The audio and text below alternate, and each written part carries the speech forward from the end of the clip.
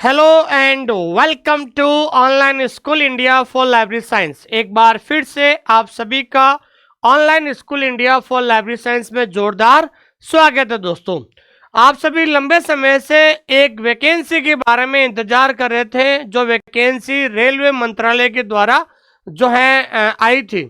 थोड़े दिनों पहले केवल इसका शॉर्ट नोटिफिकेशन आया था, लेकिन आज जो है फुल नोटिफिकेशन आ चुका है।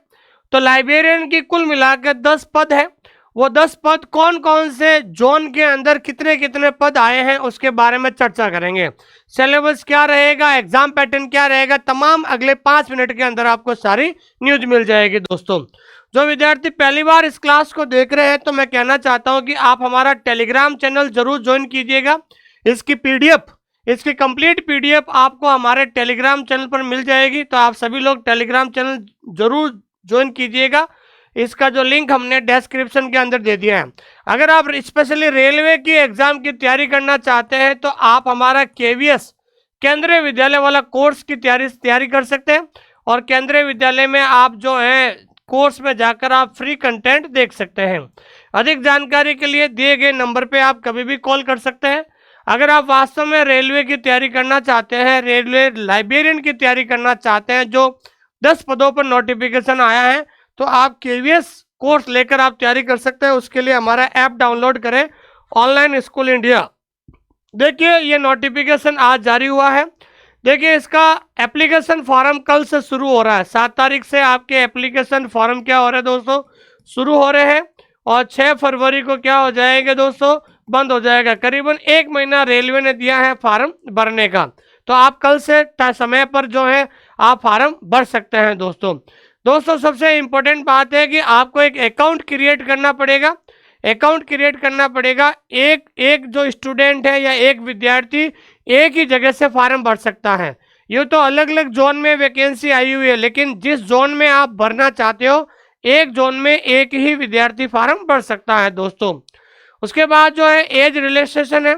18 से 33 साल तक आपकी जो है जनरल की एज रहेगी। दोस्तों, उसके बाद आगे हम चर्चा करते हैं। और देखिए दोस्तों, जनरल की अगर हम बात करते हैं, जनरल की जो एज है वो है आपके 33 साल। कितने साल है दोस्तों, 18 से 33 साल है। लेकिन SC ST है तो 5 साल की छूट मिलेगी। कितनी मिलेगी, 5 साल की छूट। और अगर OBC नॉन क्रीमिलियर है तो उसको 3 साल की छूट मिलेगी। और कोई एक्स सर्विसमैन है तो उसको भी 3 साल की छूट मिलेगी। तो अगर जनरल कैटेगरी है 33 साल, OBC है तो 3 साल, मतलब 36 साल तक फार्म भर सकता है। और SC ST है तो 38 साल तक फार्म भर सकता है। इसकी पीडीएफ आपको हमारे टेलीग्राम चैनल पर मिल जाएगी, जहां पर आपको सारी इंफॉर्मेशन मिलती रहेगी दोस्तों।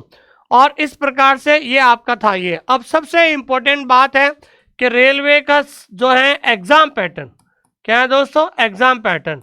देखिए, बहुत शानदार एग्जाम पैटर्न है। अगर आप लंबे समय से अगर लाइब्रेरियन की तैयारी कर रहे हैं तो ये एग्जाम पैटर्न आपके लिए बहुत बढ़िया है। यह कह रहा है कि प्रोफेशनल एबिलिटी का मतलब होता है लाइब्रेरी साइंस।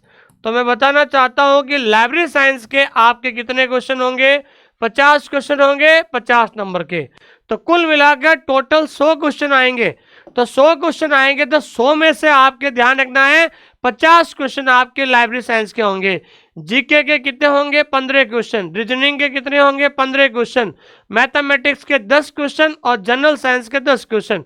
टोटल आपके 100 क्वेश्चन होंगे। और टोटल मार्क्स भी कितने होंगे भाई, 100 मार्क्स होंगे। और इसके अंदर नेगेटिव मार्किंग रहेगी। तो ध्यान रखना है, इसके अंदर नेगेटिव मार्किंग भी रहती है दोस्तों। तो कहने का मतलब ये है दोस्तों कि इसमें नेगेटिव मार्किंग रहेगी 1/3। क्या रहेगी, 1/3। तो 100 सवाल में से 50 सवाल आएंगे आपके लाइब्रेरी साइंस के। कितने सवाल आएंगे दोस्तों, 50 सवाल जो लाइब्रेरी साइंस के होंगे और 50 सवाल आपके जनरल के होंगे। 100 क्वेश्चन 100 नंबर के और 1/3 आपकी नेगेटिव मार्किंग भी रहेगी दोस्तों। और उसके बाद है कि ये जो है रेलवे बोर्ड के अलग अलग जोन है, ठीक है ना। और ऐसा नहीं है कि सभी जोन के अंदर लाइब्रेरियन की वैकेंसी आई है, कुछ जोन के अंदर आई है। तो जिस जोन में आप फॉर्म भरना चाहते हो तो एक टाइम में एक ही जोन में आप फॉर्म भर सकते हैं दोस्तों। और ये आपका है सिलेबस। क्या है दोस्तों, सिलेबस, ठीक है ना। 100 में से आपके 50 क्वेश्चन, कितने क्वेश्चन दोस्तों, 100 में से 100 नंबर 100 मार्क 100 क्वेश्चन का पेपर होगा, जिसमें 50 क्वेश्चन के जो है आपका ये लाइब्रेरी साइंस का सिलेबस है। देखिए यूनिवर्स ऑफ नॉलेज है, एट्रीब्यूट्स है, ये आपका जो आप रोज पढ़ते हो ना पार्ट 2 है। ये बिब्लियोग्राफिक हो गया आपका पार्ट 2, ये मेथड है, ठीक है ना। ये आपका क्या रहेगा दोस्तों, लाइब्रेरी साइंस का रहेगा। तो कुल मिलाकर आपका जो सिलेबस है वो आपका पार्ट 2 है। जो भी आप जैसे अभी आप किसी कंपटीशन एग्जाम की तैयारी कर रहे हो तो आपके सिलेबस में 5 पार्ट है, तो 5 पार्ट के अंदर इन्होंने केवल सेकंड पार्ट को ही सिलेबस में रखा है, नॉलेज ऑर्गेनाइजेशन। जो केवीएस का हो चाहे ईएमआरएस का हो, तो सेकंड जो पार्ट है वही आपका सिलेबस रहेगा। इसमें ना तो रेफरेंस सर्विस आएगी, ना मैनेजमेंट आएगा, ना कंप्यूटर आएगा, ना कोई फाउंडेशन वाला कोर्स आएगा। इसमें केवल आपके जो 4 यूनिट आप पढ़ते हो पार्ट 2 में, जो अभी थर्ड ग्रेड का जो मेन सिलेबस है, जो अभी राजस्थान के अंदर जो वैकेंसी आ रखी है ना आरएसएसबी थर्ड ग्रेड, जो आरएसएसबी थर्ड ग्रेड के अंदर जो 4 यूनिट सिलेबस है उन्होंने भी बहुत ही शॉर्ट सिलेबस दिया है। कुल मिलाकर अगर कोई विद्यार्थी केवल इस सिलेबस को अगर फोकस करे, सेकंड पार्ट को फोकस करे, तो उसकी जीत हो जाएगी। तो इसमें देखिए नॉलेज वाले में 12 से 14 क्वेश्चन आएंगे, कैटलॉगिंग में से 12 से 14 क्वेश्चन, और ये क्लासिफिकेशन में 12 से 14 क्वेश्चन, और इसमें से 8 से 12 क्वेश्चन, टोटल आपके 50 क्वेश्चन होंगे। तो आपके सिलेबस में केवल पार्ट 2 नॉलेज ऑर्गेनाइजेशन ही आपके सिलेबस में है, और इसमें से 50 क्वेश्चन बनेंगे दोस्तों, ठीक है। ये आपका लाइब्रेरियन का है, आपका ग्रेड पे रहेगा 35,400, मतलब 4200 ग्रेड पे है। बहुत शानदार जॉब है आपके लिए, और ऐसी जो है तैयारी बहुत कम लोग करते हैं दोस्तों। इसकी क्वालिफिकेशन अगर आपके पास BLS है तो भी आप फार्म भर सकते हो, और अगर आपके पास ग्रेजुएशन, ये क्या लिखा हुआ है, graduation plus diploma, graduation plus DLS है तो भी आप फार्म भर सकते हैं दोस्तों। Graduation with professional diploma in library science, दोनों में से कोई भी हो, तो ग्रेजुएशन के साथ DLS हो चाहे BLS हो तो आप आराम से फार्म भर सकते हैं दोस्तों, ठीक है दोस्तों। तो सबसे पहले हम बात करते हैं, पहली जो वैकेंसी आई है वो है आपके अहमदाबाद। कहाँ पर है दोस्तों, अहमदाबाद। तो अहमदाबाद में अगर कोई फार्म भरना चाहता है तो अहमदाबाद में एक ही पोस्ट आई है, वो भी जनरल कैटेगरी की। कौन सी कैटेगरी की, जनरल कैटेगरी की एक ही पोस्ट आई है। कितनी पोस्ट आई है दोस्तों, एक पोस्ट आई है अहमदाबाद से। दूसरी जो है बिलासपुर, दूसरा जो है जोन कौन सा है दोस्तों, बिलासपुर। तो आपको पहले ये डिसाइड करना पड़ेगा कौन से जोन से आप फार्म भरना चाहते हो। आप केवल एक ही जोन में फार्म भर सकते हो, सब जगह फार्म नहीं भर सकते हो, ये ध्यान रखना है। तो बिलासपुर में ध्यान रखना है, 2 पोस्ट आई है जनरल की। कितनी पोस्ट आई है दोस्तों, जनरल की। तो 2 पोस्ट आपकी जनरल है, जनरल कैटेगरी में कोई भी फार्म लगा सकता है। तो बिलासपुर में 2 पोस्ट आ गई है, ठीक है। उसके बाद है तीसरा है आपका चेन्नई। कौन सा है दोस्तों, चेन्नई।